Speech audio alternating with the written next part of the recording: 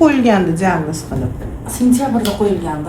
O'shaning uchun naблюдение qilamiz degan narsani men gapirmayman. Ayniqsa 2 bilan men bu tez mana 3 ga sentyabrda 2 bo'lsa, o'rtada mana 6 oy, 8 oy ham vaqt o'tmadi, уже 3 ga o'tdi sizda. Hozir mana 3 ham kanizatsiya sheyki marka qilib olganimiz bilan shunga ham afsuslanib o'tiribmiz. Markani olib tashlash kerak edi. Naблюдение qilinadigan holatlar bor, qilinmaydigan holatlar bor. To'satdan qon kelsa boshqa narsani ko'ramiz. U histologiyangizda ham sizni olgandan keyin yomon narsa bermadi, prosta orqa to'qimasida ham bor ekan. Nazoratga olgin degan narsani gapirdi. O'shaning uchun biz masalan sheyka top-toza bo'lib turib ham sheykangizni kolposkopiya qilganda biz displaziya uchun umuman hayolimizga ham keltirmaganmiz.